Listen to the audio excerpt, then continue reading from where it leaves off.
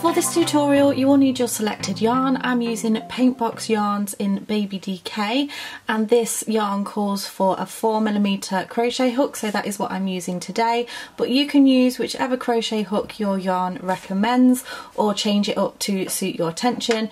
You'll also need a pair of scissors and a darning needle. As always, if you like my videos, don't forget to give this video a thumbs up. Also subscribe if you're not subscribed already, and click that bell button to be notified of when my new videos go live. I'll also leave a lot of links and extra information in the description box below, so simply go under this video, click see more, and all the information will be there. Okay, let's get started. So you want to begin by creating your slip knot, and you can do this in whichever method you prefer.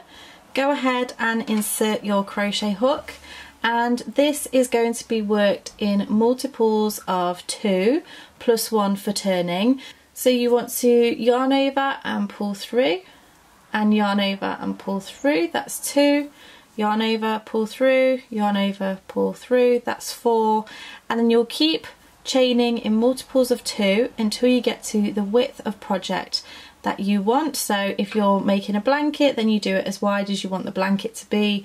If you're making a scarf, you do it as wide as the scarf's going to be. So work your foundation row. I'm going to work a swatch, and then meet me back once you're ready. So I have just gone ahead and done my chain, and this is a chain of 24. So what I'm going to do now is just add one more chain for turning. So chain 1, and then I'm going to do a double crochet into the second chain from the hook. So I'm speaking in UK terms. In the US, a double crochet is known as a single crochet. So we don't count the one that's on the hook, we skip this first chain, and then we're going to do a double crochet into this second chain. So insert the hook, yarn over and pull through. You'll have 2 loops on the hook, and then yarn over, pull through 2. So you're going to do 1 double crochet into each of your chains all the way along the chain. So go ahead, pause the video, work your double crochets into that chain, and meet me back once you are ready. So we've just done our foundation row, and now we're ready to move on to the actual rows that make up the double linen stitch. So this first row is going to be classed as row 1 because this is the foundation row. So for row 1, you're going to chain 1 and turn your work, and then you're going to do a double crochet into this very first stitch, so the one at the base of your chain 1. And this row is pretty simple. You're going to chain 1, skip the next stitch, and then do a double crochet into the next stitch. Chain 1, skip a stitch and double crochet, chain 1, skip a stitch, double crochet. So go ahead, pause the video, do that all the way along to the end of this row, and meet me back once you are ready.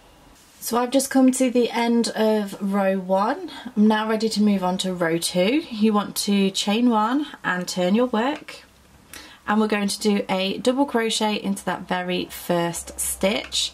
So if you just look at the base of your chain 1, that is the stitch that we're going into. So work into that stitch. We're going to chain 1. We're going to skip the next chain space, and then we're going to do a double crochet into the next stitch, which is just this one here. So chain 1, skip the next chain space and double crochet. Chain 1, skip a chain space and double crochet. And you're going to do that all the way along until you get to the very end. So pause the video and meet me back once you are ready. I've now just come to the end of my row 2, and this is what it should be looking like. We're now going to move on to row 3. So you want to chain 1 and turn your work, and we're going to do another double crochet into that very first stitch. Then we're actually going to do something slightly different. We're going to work a stretch stitch or a pulled stitch. This might also be known as a spiked stitch, but what that basically means is we're working over a row. So can you see those chain 1 spaces here? We have the chain 1 from the previous row and then the chain 1 from 2 rows before.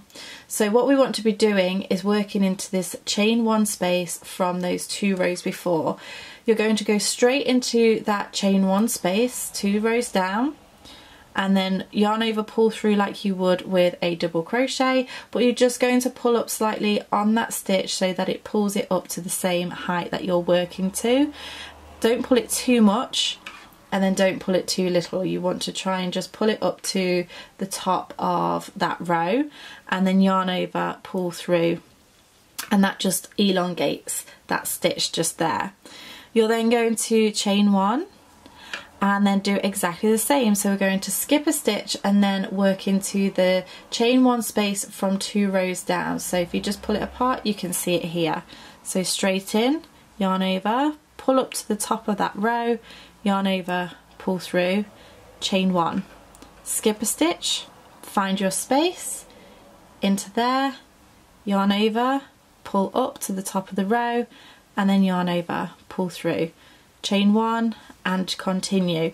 So you're going to continue that all the way to the end of the row. Do it until you get to your last chain 1 space and then meet me back. I'll show you how to finish off this row and move on to the next. So I'm now at the end of this row and I've just done my pulled stitch into that last chain 1 space. We don't do a chain here, we're just going to go straight into the last stitch with a double crochet, and that completes row 3.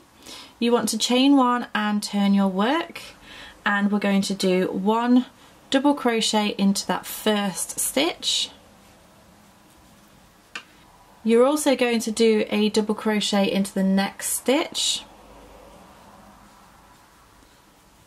and then you're going to chain 1, skip the chain, which is this one here, and then double crochet into the top of the next stitch, which will be one of your pulled stitches.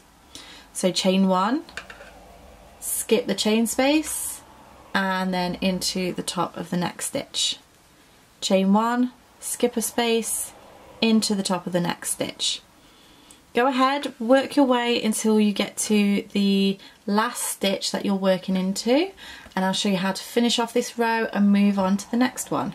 So I've now come to the end of my row. I've done my last double crochet into this pulled double crochet from the previous row, and we're left with 1 stitch remaining, so you can go ahead and do a double crochet into that last stitch. Going to chain 1 and turn our work, and we're ready for row 5. So you're going to do a double crochet into the first stitch just here, and then you're going to chain 1, skip a stitch, and then we're going to work into the chain space from 2 rows below. Now this can be a little bit difficult to see, but what you want to look for is the chain space just here, and then just underneath is the chain space just there. So once you've found that space, go ahead and do a double crochet into that space, and then you'll see that it just sits slightly diagonal from this one just here and then this one, so it sits in between the 2. Chain 1, move over, find that chain 1 space from 2 rows down, and then do your double crochet, chain 1, skip a stitch, find those chain 1 spaces, 2 rows down, and double crochet. Go ahead, pause the video, work your way to the end of the row just before you get to the end, and then I'll come back and show you how to finish off the row and then how to do your repeat. So I've just come to the end of my row. I actually have 2 stitches remaining now, 1 and 2, and you want to double crochet 1 into each of those stitches, 1 and 2. So now it is just a repeat, so we're going to repeat rows 2 to 5 over and over until you get to your desired length. So basically you're going to chain 1, turn your work, and then you would go into your row 2. So row 2 would be a double crochet into the first stitch, and then chain 1, skip a stitch, and then double crochet. Chain 1, skip a stitch and double crochet. So please feel free to rewind the video. I'll leave the row markers in the top corner just here so that you can see which row you can go to when you rewind. I will also leave a link in the description box of the blog post that goes alongside this stitch if you want to get the written instructions. So I'm going to go ahead and build a few more rows so that you can start to see what it looks like. So I shall see you in just a moment. Okay, so I have now done 3 repeats of rows 2 to 5, and this is what it is looking like. I just think this is absolutely gorgeous. Obviously it's called double linen stitch or pulled linen stitch just because it's going over 2 rows and it's elongating those stitches, but I think it looks absolutely beautiful. I'm a big fan of the linen stitch anyway, and what I really like about this is it looks beautiful on the front, but also it looks beautiful on the back. It just kind of gives a completely different look, and I don't even know if I prefer the back than I do to the front, but I just think this would be really good for something like a blanket, because you would then have it double-sided but each side would look beautiful but slightly different as well. So yeah, I really hope that you have enjoyed this tutorial. If you did, make sure you give me a thumbs up. Don't forget to subscribe to keep up to date with all my latest videos. Check in the description box for the blog post, and I shall see you again next time. Bye!